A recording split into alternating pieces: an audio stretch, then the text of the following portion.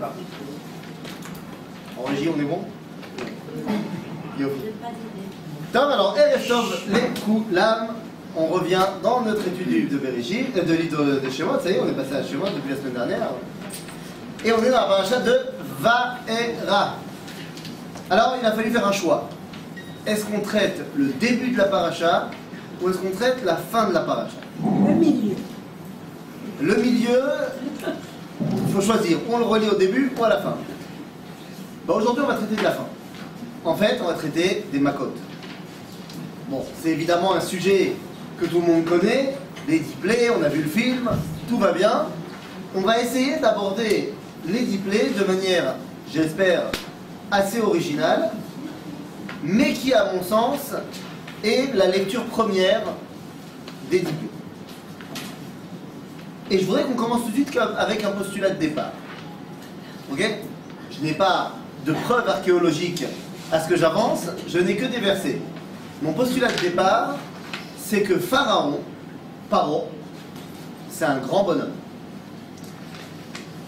Pas en taille, mais c'est quelqu'un de très grand, spirituellement parlant, et c'est quelqu'un d'intègre et d'une honnêteté intellectuelle à toute épreuve. C'est mon postulat de départ. Et je n'ai aucune raison de douter de cela. C'est-à-dire, bon d'abord, les films ne sont pas une preuve en soi. C'est vrai que dans les films, il est plutôt montré comme étant quelqu'un de pas sympa. Mais les films ne sont pas forcément la grande preuve de l'histoire. Je n'ai pas non plus de textes historiques qui m'ont parlé de la personnalité de Pharaon à cette époque-là. Je n'ai que les versets. Eh bien, dans les versets, le Pharaon des diplés, ce n'est pas le Pharaon du début du livre de Shemot. On est tous d'accord là-dessus. C'est-à-dire que le Pharaon du début du livre de Shemot, c'est vraiment un rachat. Et il veut faire tuer tout le monde. Mais là, il s'agit d'un autre Pharaon. Hein? Ah oui, mais c'est un autre, puisque Akadosh Baruch Hu lui dit, ils sont morts tous ceux qui voulaient te tuer. Mais c'est pas le même. Est-ce que c'est Ramsès II? Yecholiot. Il y a une marloquette entre les historiens. Est-ce qu'il s'agit de Ramsès II ou est-ce qu'il s'agit de Amenhotep III? Mais bon, ça ne me dérange pas plus que ça. Et mon postulat de départ, c'est que donc de dire que Paro est quelqu'un de grand. Pourquoi je dis ça? Parce que nous, on connaît le film et on sait que Moshe est venu voir Pharaon et lui a dit « Let my people go ». Et Pharaon, on connaît la fin du film, il a dit « Nine ». Et on dit « Nous, méchants ». Seulement, c'est pas aussi simple que ça. Lorsque Moshe vient voir Pharaon et lui dit « Laisse partir mon peuple, shlach et ami veyavduni », je vous fais la traduction en hiéroglyphe. La traduction en hiéroglyphe veut dire « Pharaon, t'es mignon, mais accepte Bevakasha l'effondrement de l'Égypte. » Parce que c'est de ça qu'on parle. Accepter que les Hébreux s'en aillent, c'est l'effondrement de l'Égypte. Combien y avait-il d'Hébreux en Égypte? Ben, si on admet les chiffres de la Torah, que 600 000 hommes sont sortis d'Égypte, on peut compter à peu près 3 millions de personnes. Avec les femmes, les enfants, les personnes plus âgées, à peu près 3 millions de personnes. Et si on en croit toujours Chazal, que c'est seulement 1/5 du peuple qui est sorti, ça veut dire qu'on était près de 15 millions en Égypte. Je ne rentre pas dans le débat, est-ce que c'était vrai, plausible au niveau de la quantité de personnes qu'il y avait à l'époque. Mais une chose est sûre, on est présenté dans le début de Shemot comme étant plus nombreux que les Égyptiens. C'est ce que l'ancien pharaon il avait dit. Yesh am, rav ve'atsum mimenu. 15 millions de personnes, même si ce n'était pas 15 millions. Comme Chané, on représente la force de travail de l'Égypte. Et dans des sociétés totalement basées sur l'esclavage comme c'était à l'époque, si maintenant les Hébreux s'en vont, c'est la chute économique, politique, financière, tout ce que vous voulez de l'Égypte. Donc à la lumière de cela, lorsque Moshe vient voir Pharaon et lui dit « Laisse partir mon peuple », quelle est la réponse tout à fait naturelle de Pharaon? Non. Je veux dire, sauf que c'est pas ce qu'il dit. Il dit pas non. Il dit, écoute, je veux bien, mais enfin, pourquoi? Il dit pas non. Regardez la source numéro 1. Vayomer Paro. Parce que Moshe il vient et dit, voilà, je viens au nom de Dieu, et il m'a dit, laisse partir mon peuple.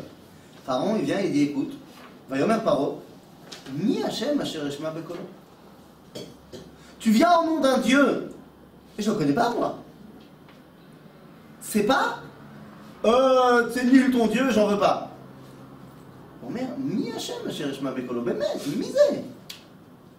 Agave le Midrash, il dit que lorsque Moshe il est venu au nom de Yudke Vavke, Pharaon il a rassemblé tous ses archivistes, il a dit mais c'est qui celui-là, on ne le connaît pas. Allez me le chercher. Et tous les sages égyptiens, ils ont été chercher dans les vieux grimoires, dans les papyrus les plus anciens, et ils ont trouvé. Le Midrash dit, on a trouvé, c'est bon, on a trouvé. C'est un des anciens dieux, et il est la justice personnifiée. C'est Mouzar. Yudke Vavke, c'est le terme d'Atarachamim chez nous. Mais quand est-ce que les Égyptiens ils ont entendu parler de Dieu? Joseph. Il a dit je viens du pays des... Naphon, tu as totalement raison. Mais le problème du pharaon de l'Égypte à l'époque de Yosef, c'est qu'il n'était pas vraiment égyptien, ce pharaon. Bon, je vais pas. Maintenant, mais il semblerait qu'il n'était pas vraiment égyptien, le pharaon de Yosef. Par contre, à un moment donné où il y avait un véritable Égyptien à la tête de l'Égypte et où il a rencontré Dieu. C'est quand il est pas Abraham. Abraham. Donc c'est il y a longtemps, déjà il y a 400 ans. À l'époque de la famille. Il y a 400 ans, effectivement, on a eu un mec qui est venu, il a parlé au nom de Yudke Vavke. On l'a écrit. Et qu'est-ce qu'il a fait ce Dieu? Il a fait la justice. J'ai volé sa femme. Donc on peut comprendre ce que veut dire le Midrash. C'est un des anciens dieux, il fait la justice. Mais là, Pharaon il dit Mi Hashem Asher Eshma Bekolo. Bemet c'est qui? Velachen, Leshalach et Bnei Israël, et Israël, etc. Lo Yadati et Hashem. Et donc, comme Lo Yadati et Hashem, Vegam et Israël, Lo Hashaler. Point. Je veux dire, t'es gentil, mon cher, mais il va me falloir que tu me donnes plus que ça. Et c'est pour ça qu'Akadosh Baruch Hu va envoyer les diplés. À quoi ça sert les diplés?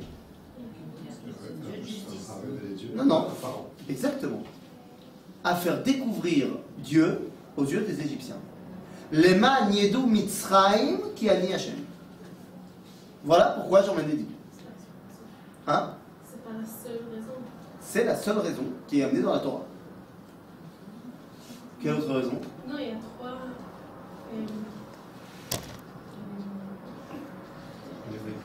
משפטים. סיבות שאלוקים...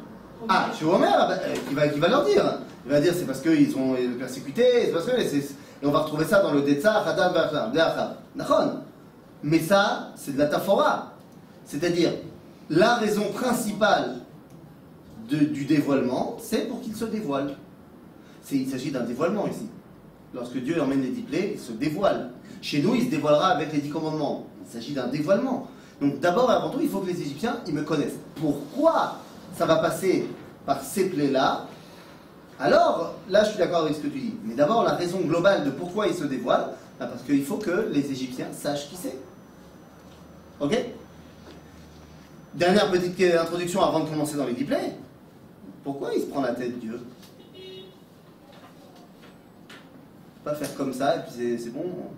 Tous les Hébreux lévites et vont à Jérusalem. Non, il faut un processus de décantation. De décantation? Ouais. Si déjà il fait Même des miracles. chez les Hébreux, je veux dire, Non, mais ça se fait pas comme ça. Pourtant, ils sont arrivés devant la mer, il a fait pouf, et la mer est ouverte. Oui, mais... Donc si tu me dis, non, Akadosh Baruch Hu, il a envie de passer par les voies naturelles, j'entends, mais c'est pas le cas.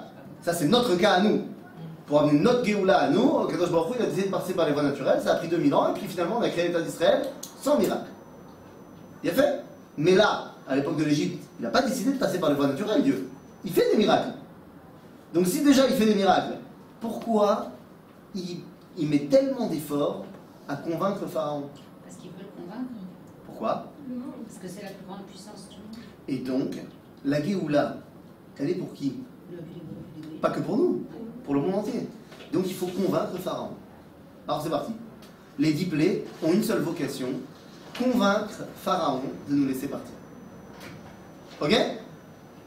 Parce que là, pour l'instant, il n'est pas chaud. Hein. Alors c'est parti. ויבוא משה ואהרון, הסוס numéro 2, אל פרעה, ויעשו כן, כאשר ציווה השם.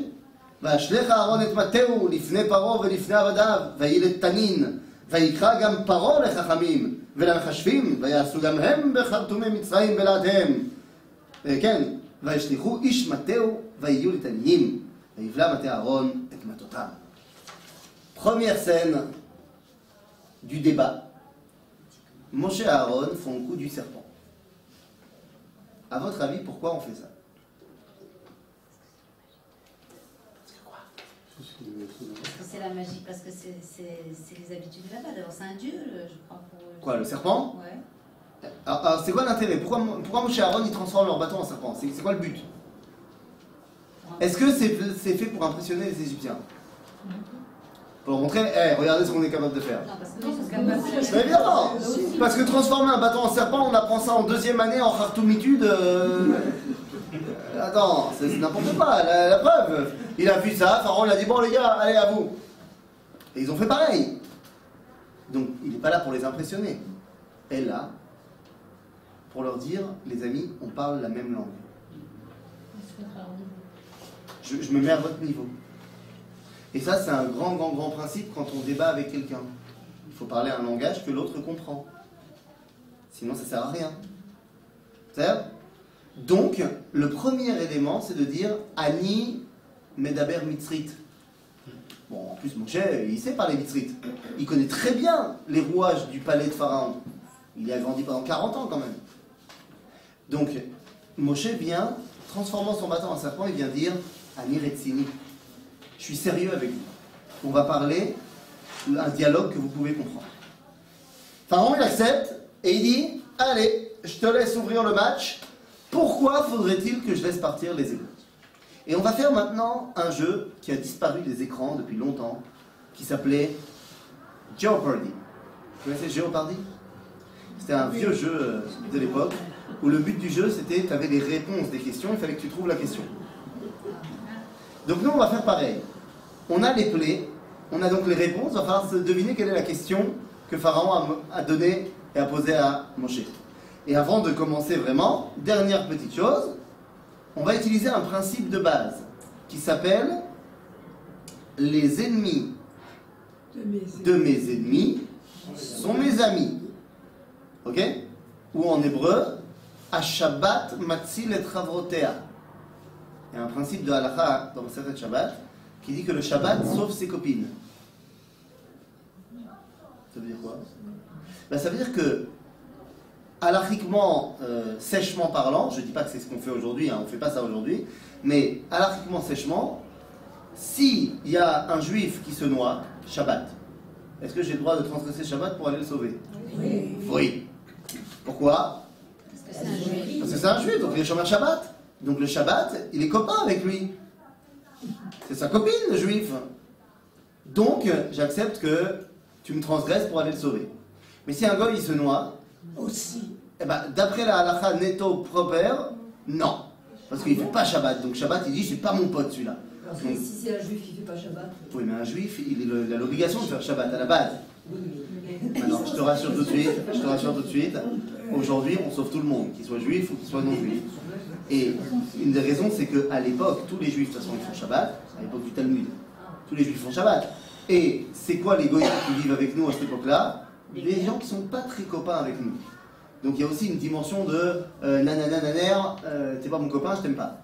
Par contre qu'aujourd'hui, on sauve quiconque se noie, il n'y a aucun problème. Mais le principe, il est vrai. C'est-à-dire que la plaie va frapper. Et elle va frapper celui qui ne détient pas ce qu'on est en train de vérifier. C'est-à-dire qu'à chaque fois, Moshe il va proposer un argument, et la plaie va dire, voilà, on va vérifier qui porte cette chose-là, Béné Israël ou les Égyptiens. Qui est frappé. Ok? Alors, allons-y. Bon, tu veux sortir. De quel droit? Premier argument de Moshe, écoute, on mérite de sortir d'Égypte, donc de détacher notre destinée de la vôtre, parce que nous sommes les fils d'Abraham. Fait, je le connais celui-là. Je l'ai vu dans des papyrus. Tu peux me rappeler quelle est la particularité de cet Abraham? Je dis bien évidemment, Abraham Avinu, c'était quelqu'un d'extraordinaire. C'est quelqu'un qui a été capable de s'élever au-delà de la nature.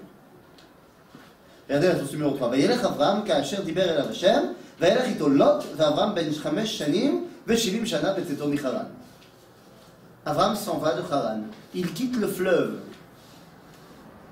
Ou Avar est un art, comme on dit d'habitude. Il a passé le fleuve. C'est le verset qui me montre qu'il est capable de se détacher du fleuve, c'est-à-dire de la source de vie naturelle. C'est le verset. Dans ça, je vais amener un élément encore plus évident, c'est la source numéro 4, c'est le fameux coup de la fournaise.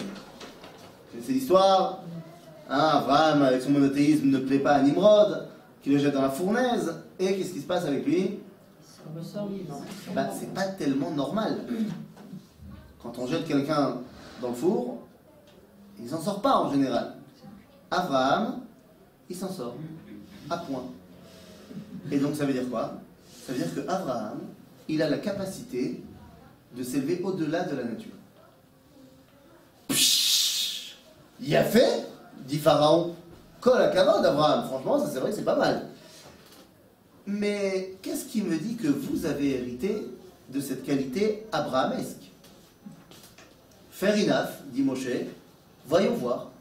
Nous allons frapper la source de vie naturelle de l'Égypte et on va voir qui en est touché. Celui qui est touché, c'est qu'il ne peut pas s'élever au-delà. Celui qui n'est pas touché, il peut s'élever au-dessus de ce qui est la source naturelle de vie de l'Égypte. Et il est la première plaie d'âme. Et qu'est-ce qu'on voit dans le verset? Vaya Suken, Moshe et Aaron, dans la source numéro 5, Asher Tziva Hashem, Vayarem Bemate, Vayach et Amayim Asher Beyor, Leine Paro, Leine Avada, Vayafru Kol Amayim Asher Beyor, les dames. Ben voilà. Et on se connaît la suite du film. Les Égyptiens, ils boivent du sang. Les Hébreux, ils boivent de l'eau.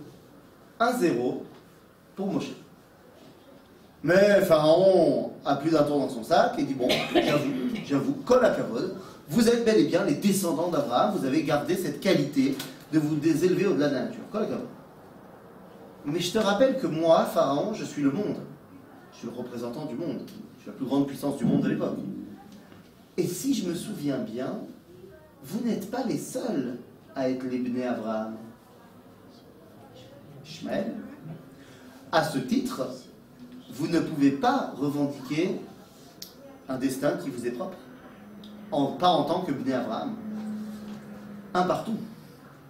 Moshe dit, tu as raison. Mais nous ne sommes pas que les enfants d'Abraham. Nous sommes également les fils de Yitzhak. Elle fait, Pharaon, je ne connais pas celui-là. Celui-là, il n'est pas venu en Égypte. Je ne le connais pas. Est-ce que tu peux me dire quelque chose sur lui? Qu'est-ce qu'il a de particulier, Yitzhak? Oh, Yitzhak. Regardez. ויבואו אל המקום אשר אמר לו האלוהים ויבן שם אברהם את המזבח ויערוך את העצים ויעקוד את יצחק בנו וישם אותו על המזבח ממעל העצים. On parle du verset qui nous rappelle évidemment la Hakeda. ויעקוד את יצחק בנו. Seule question c'est, Dieu il a demandé à Abraham de quoi faire avec Yitzhak? L'alot אותו לעולה. À aucun moment on lui a demandé de le... Non, si, de le sacrifier, oui. Mais à aucun moment on lui a demandé de le lier. Cette aventure-là, elle s'appelle comment? Akedat Yitzhak. Elle s'appelle pas Olat Yitzhak, Akravat Yitzhak. On l'appelle Akedat. C'est-à-dire que c'est quoi le sens premier de cet événement? C'est le fait qu'il a été Ekad, attaché, ligoté. La ligature de Isaac. Mais qui a demandé d'être attaché? C'est ce que ici nous dit le Midrash Tanhuma, la source numéro 7. Amarlo, Yitzhak parle à Abraham et lui dit Amarlo, Abba, Osreni yadai veraglai, mipnei she'hanefesh chatzufai, וכשאראה את המאכלת שמא אזדעזע ויפסל לקורבן, בבקשה ממך, אל תעש בי מום. Yitzhak il lui dit, tu sais très bien que j'ai envie de faire la volonté de Dieu. Mais comme je risque, quand je vais voir le couteau, je vais avoir un réflexe instinctif de survie. Et chas v'shalom, peut-être que tu vas me faire une petite entaille. Et je serai devenu un Baal Moum. Je ne pourrai plus être un sacrifice comme il faut. Donc attache-moi. Cette qualité qui est celle de Yitzhak, c'est celle de la Messirut Nefesh. Yitzhak nous a montré qu'il était capable de donner sa vie pour sa émoune. Alors Pharaon, il dit, bah, franchement, kol hakavod. Alors là, mais qu'est-ce qu'il me dit? Que vous avez hérité de cette qualité isakienne. Très bien, c'est parti pour la deuxième plaie. Et c'est quoi la deuxième plaie? Tzfardea, les grenouilles, quel rapport? Ben regardez.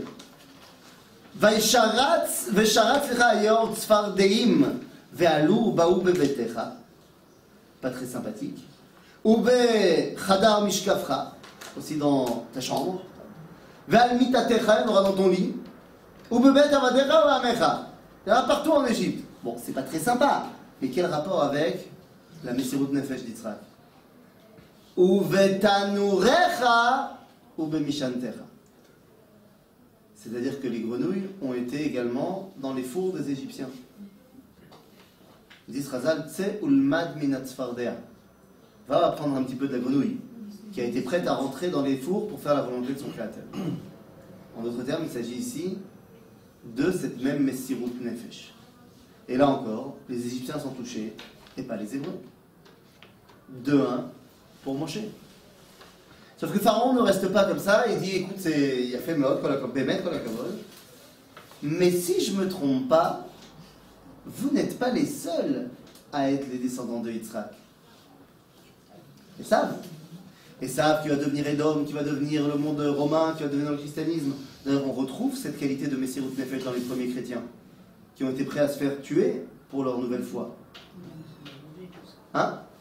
Même ceux d'aujourd'hui, pour certains. C'est quand même assez rare aujourd'hui de trouver des chrétiens prêts à mourir pour leur émouna. Non, je ne dis pas qu'il n'y a pas, hein, je dis que ça. Enfin, on voit. De toute façon, les chrétiens sont plus tellement poursuivis. En Irak, ils ont pas. Oui, bon, en Irak, et on leur a pas demandé leur avis. Oui, c'est ça, c'est Hein, c'est encore un autre débat. On les a tués, mais c'est pas qu'on leur a dit convertissez-vous, on vous tue. On leur a pas posé la question, ils ont décapité et après ils ont posé les questions. C'est un petit peu différent. Mais effectivement, il y a cette dimension de Messirut Nefesh. Fémod. Et là, Moshe, après cette réponse de Pharaon cinglante, il lui dit, mais tu sais, nous ne sommes pas que les enfants d'Abraham et Yitzhak. Je vous le donne en nous. On est aussi les descendants de Yaakov. Ah, celui-là, il est connu en Égypte. Ah, il a vécu 17 ans en Égypte, il a laissé sa trace dans les papyrus, on le connaît celui-là. Mais bon, tu peux me rappeler, juste pour les archives, quelle est sa particularité à Yaakov? Oh, la particularité de Yaakov, c'est qu'il est capable de démontrer le divin. Yaakov est capable de montrer la partie divine qu'il y a dans l'homme. Pour ça, c'est tout un programme. Ben oui, c'est ce qui a marqué ici. Vayikrevu yemei Israël lamut. Vayikra livno le Yosef. Vayomer lo, imna matzati chen be'enecha, simna yadecha tachat yerechi. V'asita imadi chesed ve'emet, al na tigbereni b'Mitzrayim. Lorsque Yaakov meurt, il demande un truc à son fils. Surtout, tu ne m'enterres pas en Égypte. Pourquoi? Moi je pensais, parce qu'il a envie d'être enterré à Merat HaMarpela. Alors pour ça, il avait qu'à lui dire, enterre-moi à Merat HaMarpela. Il va lui dire d'ailleurs. Mais d'abord, il lui dit, ne m'enterre pas là.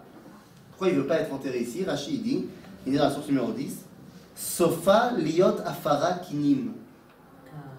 Ah, troisième plaie, c'est quoi?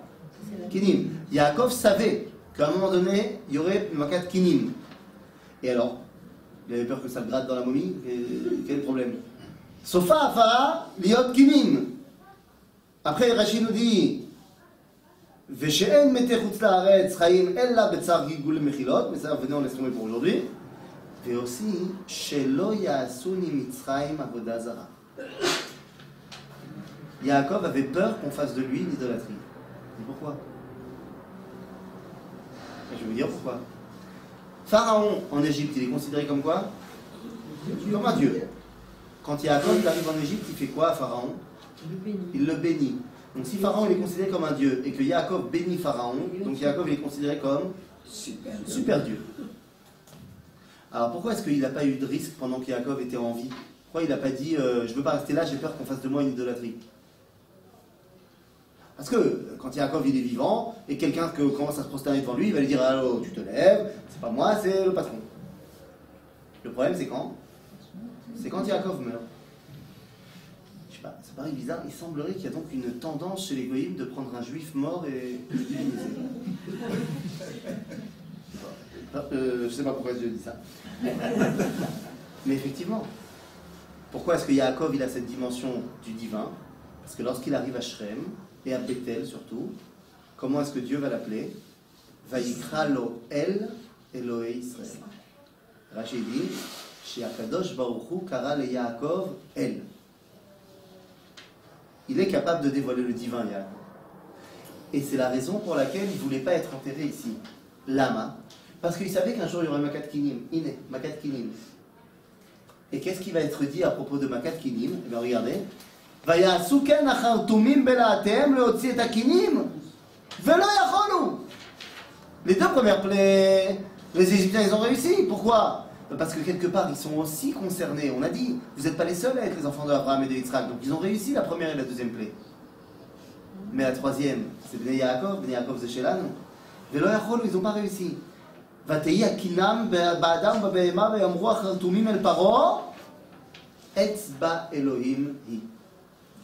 Voilà, ils ont découvert la notion du divin qu'il y avait chez Yaakov. C'est-à-dire, là on vient de mettre un bon 3-2 à l'habitant, à Pharaon. Pourquoi est-ce qu'on veut sortir d'Égypte? Parce qu'on est les enfants d'Abraham, Yitzhak et Yaakov. Ces qualités qui étaient les leurs nous ont été transmises, on les possède actuellement, et à ce titre-là, on mérite de sortir d'Égypte. Et c'est la mi-temps. Pharaon retourne dans son coin, il reprend un verre d'eau, mais il revient au combat direct. Et il dit, bon, j'ai compris. Vous êtes effectivement différents de nous, vous êtes les descendants d'Abraham, Yitzhak et Yaakov, pas nous. Ok. Aval, c'est bien bon d'être différents, mais je vous signale jusqu'à preuve du contraire que c'est vous qui avez décidé à un moment donné de votre histoire de vous mêler à nous. Fait référence à quoi, Pharaon? Yosef.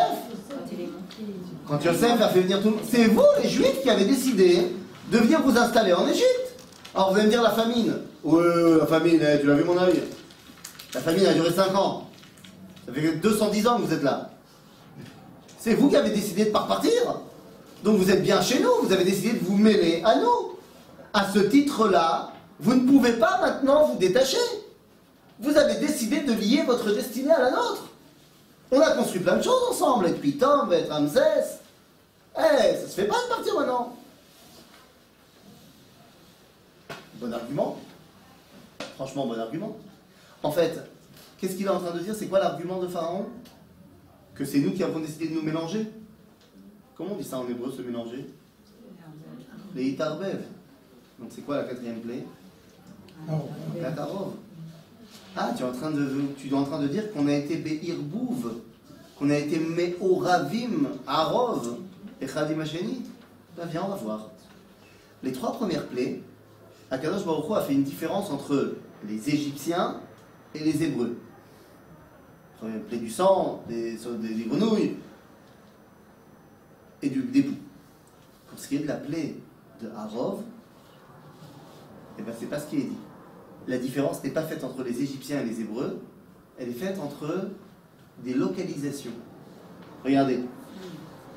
Je reviendrai à la 12 dans 2 secondes.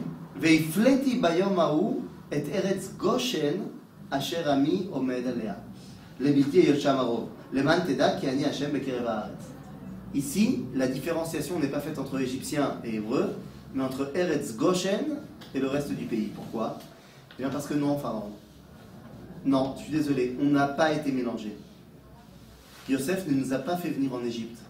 Il nous a posé à Goshen. Il y a quelques semaines, on avait dit quels étaient les problèmes, qu'on se sentait tellement bien à Goshen. Mais concrètement, Yosef, il a inventé le ghetto. Goshen, c'était pas vraiment l'Égypte. Et donc, on était chez toi, mais on n'était pas vraiment chez toi. Le ghetto, c'est quoi? C'est comment vivre chez les autres sans être vraiment chez les autres. Et donc, Moshe, il dit, on n'a jamais été vraiment liés. Nous, on vivait à Goshen. Et vous, vous étiez en Égypte. Et la preuve de cela, c'est que maintenant cette plaie de la Irbouvia, à Rov, eh bien elle va faire la différence entre Eretz Goshen et le reste du pays. En d'autres termes, on n'a jamais été vraiment liés. 4-2. Qu'est-ce qu'il va bien pouvoir dire maintenant Pharaon? Vous êtes, ok, les enfants de Abraham, Yitzhak et Yaakov, et en cela vous êtes bien au-delà de nous. Et c'est vrai qu'on n'a jamais été vraiment mélangés les uns les autres. Aval, on a oui un point commun. Et à ce titre-là, vous ne pouvez pas vous détacher de nous. Quel est ce point commun? On est tous des êtres humains, que je sache. Alors certes, le livre dit que les hommes viennent de Mars et les femmes de Vénus, mais c'est pas ce qu'on dit sur les goïms et les juifs. Si Dieu avait voulu que les goïms et les juifs soient sur deux planètes différentes, ben il nous aurait mis sur deux planètes différentes. Mais il nous a mis sur la même planète et dans la même Égypte. C'est qu'il veut qu'on ait un destin commun en tant qu'être humain. Et à ce titre-là, vous ne pouvez pas vous détacher de nous. Est-ce qu'on peut répondre à ça? C'est un bon argument. Surtout si la Géoula, elle doit apporter à l'humanité. Bah, Moshe, il dit, bonne question. C'est une bonne question, mon ami. Je suis désolé de te dire que vous n'êtes plus des humains. Ah oui, vous êtes des humains, bien sûr. Mais vous avez chuté de votre statut d'humain de base. Vous avez chuté au niveau moral. Comment ça on a chuté? Oh ouais. Vous avez hérité, si nous on a hérité des qualités de Abraham, Yitzhak et Yaakov, vous, les Égyptiens représentants du monde, vous avez hérité des trois grandes perversions morales de l'humanité. C'est quand les trois grandes perversions morales de l'humanité? Le déluge, la génération du déluge. C'était quoi leur problème? Fatimale Haaretz Hamas, Shfichut Damim. Ensuite, il y a eu une autre perversion morale à l'époque de Migdal Bavel, où là-bas c'était quoi? Avodah Zara. Et il y a une troisième chute morale, c'était Sdom V'Amora, les mœurs. Vous avez chuté dans ces trois chutes morales. Pour te le prouver, Pharaon, oui, c'est quoi? Sdom V'Amora, c'est Gilou Yarayot. Et donc pour te le prouver, Pharaon, je vais avoir besoin de combien de plaies? 3. Alors c'est parti. La cinquième plaie, c'est Makat Dever. C'est par rapport à Dor HaMaboul. Et Dor HaMaboul, eh bien, regardez ce qu'on nous dit dans la Torah. Vatishachet, source 14, Vatishachet haaretz lifnei Elohim, Vatimale haaretz Hamas. Le problème de la génération du déluge, c'était effectivement Shfichut Damim, le meurtre.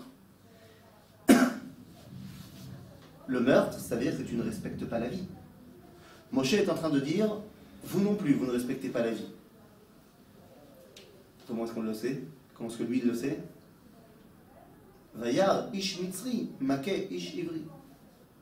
Il le sait très bien que les Égyptiens ne respectent pas la vie de celui qui est plus faible. Et donc il est temps de le montrer également aux Égyptiens. La plaie de Dever, regardez ce qu'on nous dit. Ine yad Hashem avoya bemiknecha asher basadeh basusim bachamorim bagemalim babakar ubatson Dever kaved meod. Comment Onkelus, il va traduire le mot Dever. Je vous l'ai amené dans la source numéro 16. Regardez le troisième mot avant la fin. Mota. C'est quoi Dever? La mort. Celui qui ne respecte pas la vie va être frappé par Mota. Et la plaie de Dever arrive, qui est frappée encore une fois, le troupeau des Égyptiens, et pas le nôtre. C'est les animaux. Oui, parce que pour l'instant, on est les athlètes. On monte en puissance. Je ne peux pas tous vous tuer tout de suite. C'est pas drôle. La deuxième chute de l'humanité, on a dit, c'est Migdal Bavel. Chaque Migdal Bavel, quel est le problème de Migdal Bavel? Vayi kol haaretz safa achat udvarim achadim, nous dit la Torah. Ça veut dire quoi? Ça veut dire que tout le monde parlait, alors, pas la même langue, mais la même lèvre. Safa, c'est une lèvre. Pas la chole. Safa. C'est-à-dire que tout le monde parlait de la même chose. Al-Sfat Anar. C'est quoi Al-Sfat Anar? Sur une des rives du fleuve. Si on est tous Besafa Echad, c'est qu'on est tous du même côté. Et c'est quoi leur côté? De quoi ils parlent, toutes ces gens? Mais il nous dit Bo Ba'atsa Achat. באו בשיחה בעצה אחת ואמרו, לא כל עמנו שיבור לו את העליונים, נעלה לרקיע ונעשה עמו מלחמה. Les gens de l'époque de Migdal Bavel, ils veulent faire la guerre contre Dieu. Ils veulent proposer une alternative qui sera la tour à Dieu. Comment est-ce qu'on appelle ça, proposer une alternative à Dieu? La Vodazara. Mais comment ils ont fait la tour? Moi, si j'ai envie de faire une tour qui va le plus haut possible, où est-ce que je la commence? Une montagne. Et j'utilise quoi comme matériau de construction? La pierre. Eux, ils ont été dans une plaine et ils ont pris la brique. Ça veut dire quoi? Quand je monte sur une montagne, je utilise ce que Dieu a créé pour pouvoir le faire. J'utilise la pierre, qui est un élément essentiel que Dieu a créé. En voulant construire une montagne artificielle dans la plaine, je viens dire, je n'ai pas besoin de ce que toi tu m'as donné, Dieu. Je vais faire ma propre montagne avec mes propres pierres. C'est quoi les briques? Ce sont des pierres faites par l'homme. Pas chouette. Et donc, le Migdal Bavel, c'est la tentative de proposer une alternative à Dieu, à Vodazara. On a dit, ils vont faire des briques. Comment on fait des briques? De la paille. On met la paille, de la boue, on piétine, on met dans un truc qui fait une forme de brique, et on met dans le feu. D'accord? Et on les empile ensuite les unes sur les autres, pour faire la tour. On prend la paille, la boue, on met dans le four, et quand ça sort du four, on les empile les unes sur les autres. C'est comme ça qu'on a fait Migdal Bavel. Eh bien, la 6e plaie, Makat Shrin, c'est en condensé toute l'opération de Migdal Bavel. Regardez. Vayomer Hashem el Moshe ve'al Aaron, K'chu lachem meloch ofnechem piach kivshan, uzrako Moshe hashamayma le'einei paro. Comment ça a fait? Comment il a fait la plaie de Shrim? Il a pris ce qui est sorti du four et il l'a fait monter vers le ciel. C'est en condensé toute la Péoula de Migdal Bavel.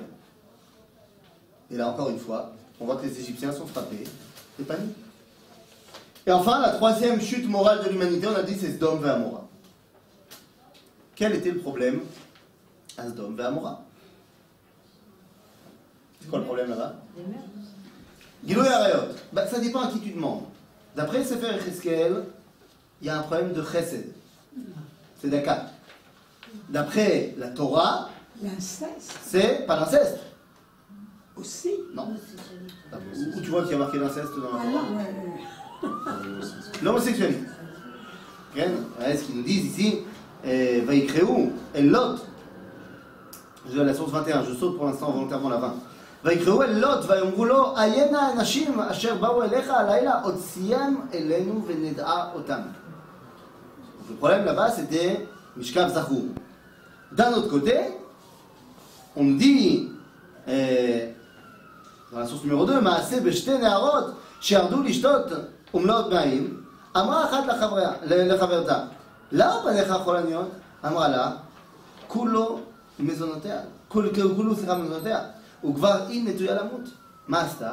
מלאה את הכד קמח והחליפו. נטלה זו מזה, זו מה שהיה ביד זו, וכיוון שהרגישו בה, נטלו ושרפו אותה. C'est-à-dire que le Midrash Rabbah nous raconte qu'il y a une histoire où il y a une personne de Sdom qui a fait du bien, qui a fait du chesed avec une autre. Quand ça a été su, les gens de la ville l'ont tué.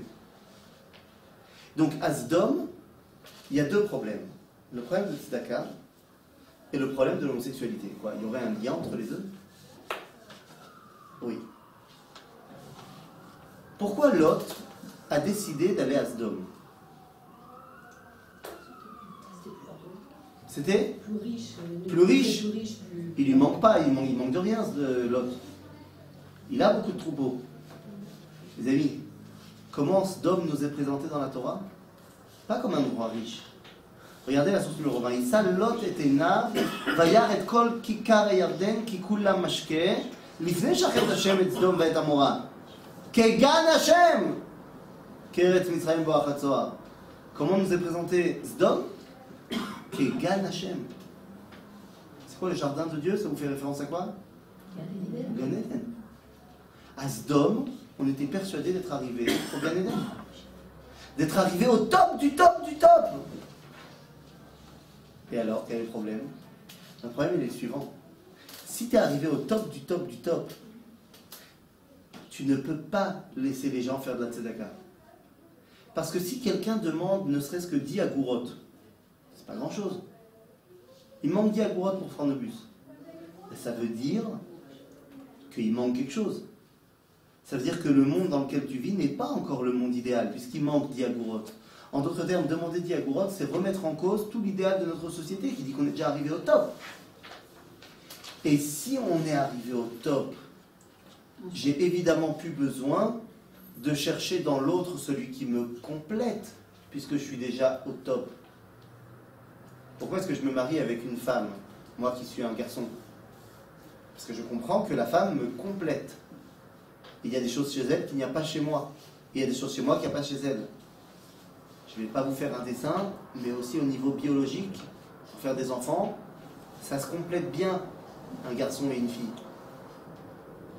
Mais si je pense que je suis déjà arrivé au top, je n'ai pas besoin de chercher chez l'autre mon complément, mais je cherche celui qui me ressemble, puisque je suis déjà au top.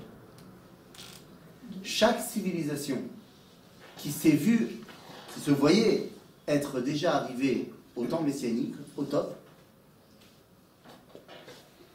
a fait de l'homosexualité un idéal de société. C'était vrai à Sodome, c'était vrai dans la Grèce antique. Ils étaient tous mariés en Grèce. Hein. Ils avaient tous une femme pour faire des enfants.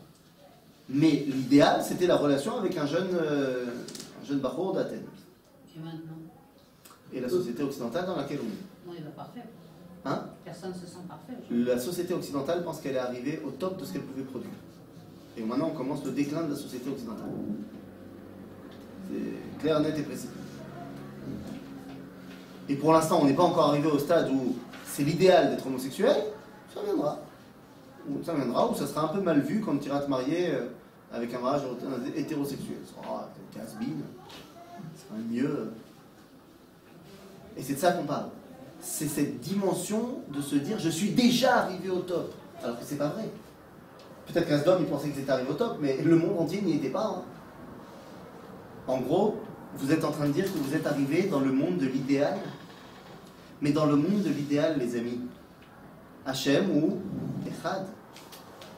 Moi, je dis tous les jours, 2 fois par jour, que Hachem Echad. Vous savez ce que je fais pour le dire? Pourquoi? Parce que je ne le vois pas dans ce monde que Hachem Echad. Au contraire, je vois dans ce monde plein de différences. Je vois des gens qui ont de l'argent, je vois qui meurent de faim, je vois des malades, je vois des gens qui ont de bonne santé, je vois la paix, je vois la guerre. Donc je ne vois pas que Hachem Echad. Je le sais. Mais pour que je puisse le dire vraiment, je me casse les yeux. Mais toi, tu dis qu'on peut voir déjà Hachem Echad? Cette dimension de Hachem Echad, c'est Bashamayim. Comment je sais que c'est Bashamayim? Qu'est-ce que ça veut dire le mot Shamayim? C'est l'unité des valeurs. Shamayim, ça veut dire unité des valeurs. Ou plutôt, Esh Vemaim. Dans notre monde, Esh Vemaim ne peuvent pas coexister. Enfin, là-haut, Esh Vemaim, ça coexiste. Vous êtes en train de dire, ayant hérité les qualités de Sodome, ou les défauts de Sodome, vous êtes en train de dire qu'on est déjà arrivé à cette époque, à cette dimension de Shamayim, à bonne irée. Et voilà la 7e plaie. C'est quoi la 7e plaie? Barad. La grêle. La grêle, c'est quoi? C'est de la glace, c'est de l'eau. Oui, mais il y avait une petite particularité dans cette grêle. Iné. ויהי ברד ואש מתלקחת בתוך הברד כבד מאוד אשר לא היה כמוהו בכל ארץ מצרים מאז הייתה לגוי. Cette barade est mélangée d'un feu dévorant à l'intérieur. C'est Esh Vemaim. Et là encore, les Égyptiens sont frappés et pas les Hébreux. Les amis, là on est arrivé à 7-2. Il semblerait que Moshe est en train de donner un sacré chaos à l'Égypte. Voilà, Pharaon, nous sommes les descendants d'Abraham, Yitzhak et Yaakov. En plus, on n'a jamais été vraiment mélangés à vous. Et vous ne pouvez pas me vendre le fait qu'on est tous des êtres humains. C'est vrai que l'humanité, elle était là au départ. Bon, nous, on s'est élevés en tant qu'Abraham, Yitzhak et Yaakov. Mais vous, vous n'êtes même plus là. Vous êtes descendus là. Donc on ne peut pas rester ensemble. Il faut qu'on s'en aille. À ce moment-là, c'est la fin de la paracha. C'est la fin de la paracha parce que tous les Égyptiens, ils ont compris. C'est bon, on a perdu. C'est bon, laissez partir. Effectivement, après la 7e plaie, le peuple égyptien dit à Pharaon de laisser partir les Hébreux. Et Pharaon, il n'a pas lâché l'affaire. Il dit non! J'ai encore un truc à dire, mais j'ai besoin d'une semaine pour me poser. Alors reviens pas dans une semaine. Et Moshe revient le voir par un chatbot. Et il dit alors, c'est quoi ton argument? Écoute, j'ai quand même un argument. J'ai un joker. Il y a une raison pour laquelle on n'a pas le droit d'être séparés. Il dit, bon, c'est quoi? J'ai bien compris que vous étiez descendant d'Abraham, Isaac et Jacob, j'ai compris qu'on n'a jamais été vraiment mélangés à l'époque de Yosef, et j'ai compris que nous, on a chuté de notre dimension humaine. Certes, ok. Mais on est tous logés à la même enseigne en tant que créatures. On a tous été créés par Dieu. Et peut-être que dans la création divine, l'Égypte avait le pas et prédominé sur Israël. Alors Moshe il dit, écoute, j'entends ce que tu dis, j'avais pas prévu le coup, mais en fait tu es en train de demander de rejouer la création du monde. Tu es en train de me dire qu'au niveau de la création, l'Égypte passe devant Israël. Enfin, on rejoue la création. Très bien. Dites-moi, d'après le judaïsme, la création, elle s'est faite comment? D'après le judaïsme, ça s'est fait yesh me'ain. C'est-à-dire, de rien, pouf, il y a eu quelque chose. Donc, qu'est-ce qu'il y a eu d'abord? Il y a eu d'abord rien, et après, quelque chose. On est d'accord? Combien c'est en maths, rien? 0. Combien c'est quelque chose? 1. Nahon. Mais des créations, il y en a eu plus qu'une. Nahon. On va dire que c'est minimum 2. Ou alors c'est plein. En fait, il y a eu combien de créations? Plein de choses. Dieu, il a fait plein de choses. Je pourrais même aller jusqu'à dire une infinité de choses. L'homme chané, il y a 0 face à quelque chose. Maintenant, Moshe dit, il va falloir qu'on revienne en arrière pour rejouer la création. Donc on joue d'abord quel match? Le côté Aïn ou le côté Yesh? D'abord Yesh, puisque la création c'est Yesh mais Aïn. Donc si on revient en arrière, c'est d'abord Yesh et ensuite Aïn. Alors allons-y. Vérifions. Est-ce qu'au moment de la création, lorsque Dieu a créé toutes les choses, est-ce que Israël est d'abord ou l'Égypte est d'abord? Alors c'est parti pour la 8e plaie. Et c'est quoi la 8e plaie? La 8e plaie, ce sont les sauterelles. Comment ça se dit? Les sauterelles. Comment ça se dit? Arbé. Pourquoi? Parce qu'ils sont arbés. Alors ça s'écrit pas pareil, mais c'est pas grave. C'est le même concept. D'ailleurs, quand est-ce qu'une sauterelle ça devient dangereux? Ils sont arbés. Ok? Et regardez comment la Torah nous le présente, cette plaie-là. Umalu batecha ubate kol avadecha ubete kol mitzrayim asher lo ra'u avotecha ve'avot avotecha miyot yotam al ha'adama ad hayom hazeh vayifen vayitze me'im paro. C'est-à-dire que les sauterelles, c'est une macaque que personne n'a vue depuis quand? La création. Depuis Adam Arishon. Miyot yotam ha'adam al ha'adama. C'est-à-dire que vous voyez bien que cette plaie nous ramène depuis qu'il y a un homme sur terre. Et là encore, celui qui est touché, c'est l'Égypte, et c'est pas nous. Seulement Pharaon, il lâche pas l'affaire, il dit ok, mais peut-être que dans le Aïn, Yesh me Aïn, au niveau du Aïn, peut-être que c'était l'Égypte qui passait d'abord. Moshe dit très bien, rejouons le Aïn. Et c'est quoi le Aïn? Makat Rocher. L'obscurité. Mais cette obscurité, elle avait une petite particularité. Regardez, Velo Raou Ish et Achiv, Velo Kamu Ish Mitartav. Ça veut dire quoi? Non seulement les gens ne pouvaient pas voir, mais ils ne pouvaient pas bouger. C'est-à-dire qu'il y a annihilation complètement de toute la création. Regarde, quand est-ce qu'on ne peut plus bouger physiquement parlant? Non, quand on est mort, d'accord, mais au niveau physique. Quand on dort, on peut bouger. D'ailleurs, on bouge des fois quand on dort. Non, il y a un aspect physique qui fait qu'il y a un moment donné où le mouvement n'existe plus. Ce qu'on appelle le zéro absolu. C'est le zéro absolu? Hein? Quand on est gelé. Alors justement, quand on est gelé, mais il n'y a aucune température sur Terre qui fait qu'il y a vraiment plus de mouvement des atomes. Il y a fait. Mais quand tu arrives au zéro absolu, c'est-à-dire moins 273 degrés Celsius, alors c'est ce qu'on appelle le zéro absolu. Il y a même un arrêt au niveau du mouvement des atomes. Il fait tellement froid que même, c'est-à-dire que la matière ne bouge plus. Zéro. Il y a annihilation complète de la création. Zé Makat Rocher. Et qu'est-ce qu'on nous dit à propos de ça? Les Béné Israël, ou le Chol Béné Israël, Aya Or Bemoshvotam. Les Béné Israël, eux, ils avaient la lumière. En d'autres termes, même au niveau du Aïn, on passe d'abord. Alors tu es gentil, Pharaon, maintenant tu nous laisses partir? Ça y est, c'est bon, t'as compris? Gam Beyesh Me Aïn, Zéo. Je crois que c'est là que, dans l'obscurité, il y a eu des Israël qui sont disparus. Oui, non. Ceux qui ont voulu partager le destin de l'Égypte. Donc là, qu'est-ce qui se passe? Qu'est-ce qu'il peut faire, Pharaon? Eh bien, Pharaon, il dit, non, ne pars pas. J'ai encore un joker. Et quel est le joker de Pharaon? Il dit, je vous ai vu, moi, les Juifs, le Shabbat. Je vous ai vu chanter les Chadodi, créés par Rabbi Shlomo Alkabetz au XVIe siècle. Oui, ne me dites pas qu'il y a un anachronisme. Et qu'est-ce qu'il dit, Rabbi Shlomo Alkabetz? Il dit que, sauf Maaseh, le Machashava Techila. Vous savez quel est le moment le plus élevé de Shabbat d'après les Chassidim? Soudat Shlichit, Vadaï. Lama, Ra'ava de Ra'avim, la cerise sur le gâteau. Pourquoi? Bien parce que si on admet que Kadosh Baruch Hu, il a commencé à créer le monde B'Yom Rishon, Amama, ça commence quand le Yom Rishon chez les Juifs? Ça commence le soir. Donc, Motzei Shabbat, Dieu il a commencé à créer le monde. Aval, Sof Maaseh, le Marshavat Techila. Donc, Seudat Shlichit, c'est le moment où Dieu il a pensé le monde. Gadol Meod, Meod, Meod. Bon, c'est un fort tracédie comme ça. Pharaon, il dit peut-être que dans la pensée créatrice, avant même la création, Bamarshava Elohit, peut-être que l'Égypte passait avant Israël. Bon, bah là, Moshe, vous savez ce qu'il fait, hein?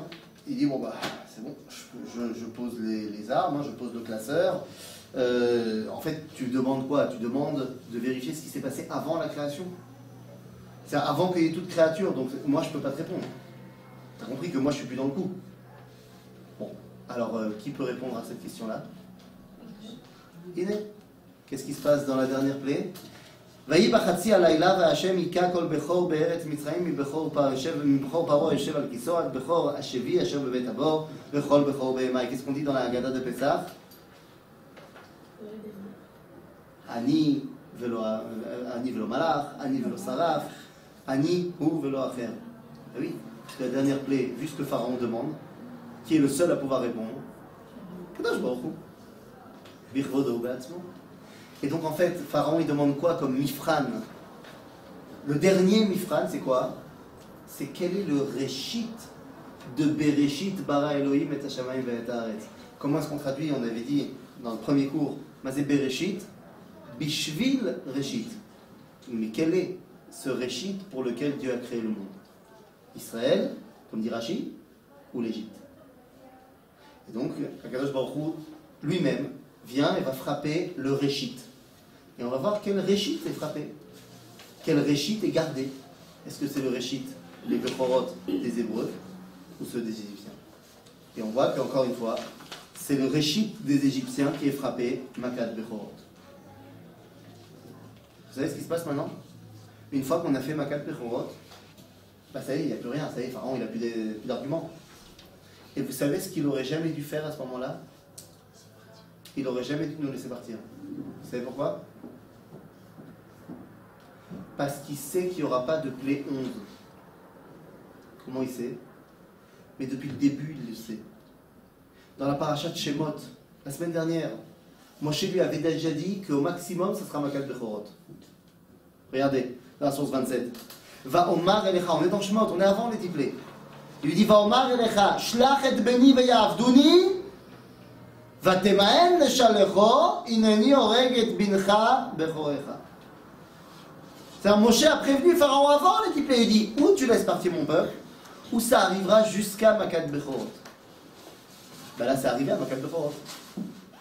Donc Pharaon, il sait qu'il n'y a pas une autre plaie derrière les fagots. Il sait qu'il n'a plus rien à craindre. Alors pourquoi il les laisse partir? est sous le choc quand même. Il n'est pas sous le choc. Il Il a est compris que convaincu. c'était un cadeau de papa. Il est convaincu. Ok, j'ai plus d'arguments. Behemet, Magia Lachem. Faddal, comme on dit chez nous. Magia Lachem. Et comment je le sais que ce que je dis est vrai? Parce que lorsqu'il les laisse partir, regardez ce qu'il dit. Gam tzomchem, gam bekarchem, kru keasher dibartem valechu, uverachtem gam oti. Maintenant, je reconnais que vous, Israël, vous êtes une source de bénédiction. Asiala, allez-y. Pharaon vient d'être convaincu par les 10 plaies, honnêtement et officiellement, qu'on était différents. Qu'on est les élèves, les descendants, pas les élèves, on est les descendants de Abraham, capables de dévoiler le côté au-delà de la nature. Les descendants de Yitzhak, avec la Messirut Nefesh. Descendants de Yaakov, capables de dévoiler le divin. On n'a jamais été vraiment liés et mélangés à l'Égypte grâce à la condition de ghetto de Yosef d'être chez eux sans vraiment être chez eux. En plus, on n'est pas tombé dans les perversions morales de l'humanité. Pas dans la violence du déluge, pas dans la Avodah Zara de Migdal Bavel, pas dans les Gilouï Rayot de Sdom V'Amora.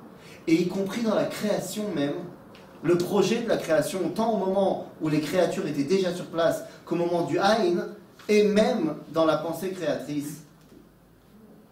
Kodesh Israël Lachem Reshit Tevuato. Voilà pourquoi on mérite de sortir.